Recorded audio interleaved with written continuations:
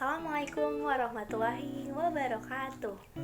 Halo semuanya, perkenalkan nama aku Najwa Tifadiah dengan NIM F240122161. Kali ini kita akan membahas setia kepada Pancasila sebagai ideologi negara dan bagaimana sih cara menerapkannya dalam kehidupan sehari-hari. Yuk sama-sama belajar. Nama Pancasila diambil dari bahasa Sanskerta yang terdiri dari dua kata, yaitu panca yang berarti lima dan sila yang berarti prinsip atau asas.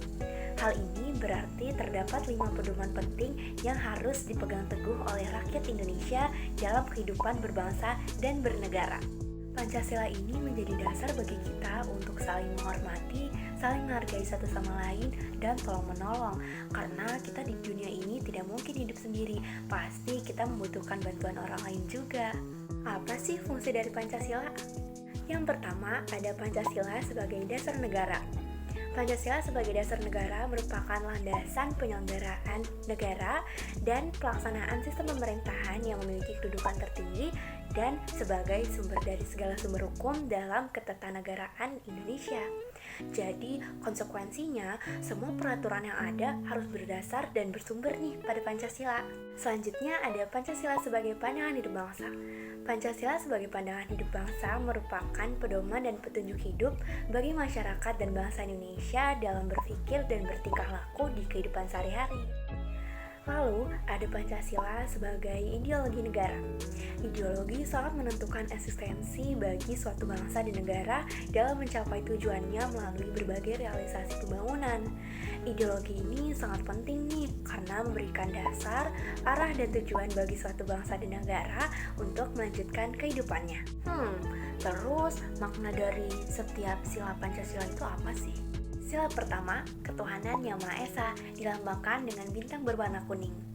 Sila ini menjelaskan bahwa warga negara Indonesia mempercayai dan bertakwa kepada Tuhan Yang Maha Esa. Tentunya agama dan kepercayaannya disesuaikan ya oleh pribadi masing-masing. Contoh penerapannya adalah dengan melakukan ibadah sesuai dengan keyakinannya. Sila kedua yaitu kemanusiaan yang adil dan beradab, dilambangkan dengan rantai yang berjumlah 17 dan tidak terputus. Sila kedua ini menjelaskan bahwa sebagai warga negara, kita harus menyadari bahwa setiap manusia memiliki persamaan derajat. Oleh karena itu, kita harus saling tolong-menolong, saling menyayangi satu sama lain, membela kebenaran dan keadilan, serta bekerja sama untuk menciptakan kedamaian di negeri kita. Contoh penerapannya adalah peduli terhadap sesama dengan menjenguk teman yang sedang sakit. 3. Persatuan Indonesia yang dilambangkan dengan pohon beringin sebagai tempat berteduh atau berlindung. Sila ketiga ini menjelaskan bahwa kita sebagai warga negara Indonesia harus menempatkan persatuan, kesatuan, dan kepentingan negara di atas kepentingan pribadi dan golongan. Selain itu, kita juga harus memiliki sikap rela berkorban demi bangsa dan negara, cinta tanah air, dan bangga pada negara.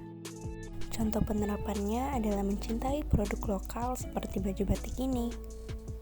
Sila keempat, kerakyatan yang dipimpin oleh hikmat kebijaksanaan dalam permusyawaratan perwakilan, dilambangkan dengan kepala banteng. Sila keempat ini menjelaskan bahwa kita sebagai warga negara Indonesia tidak boleh memaksakan kehendak kepada orang lain. Terkadang kita akan menemukan perbedaan pendapat dan cara pandang. Namun, kita harus menyelesaikannya dengan cara musyawarah atau diskusi untuk mencapai kata mufakat. Contoh penerapannya adalah dengan melakukan musyawarah untuk menyelesaikan suatu persoalan. Sila kelima, keadilan sosial bagi seluruh rakyat Indonesia yang dilambangkan dengan padi dan kapas yang bermakna kemakmuran dan kesejahteraan. Sila kelima ini menjelaskan bahwa kita sebagai warga negara Indonesia harus mengembangkan perbuatan luhur dengan cara kekeluargaan, gotong royong, dan bersikap adil terhadap sesama. Contoh penerapannya adalah gotong royong dalam membersihkan halaman rumah. Demikian informasi yang dapat aku sampaikan, kurang lebihnya mohon maaf.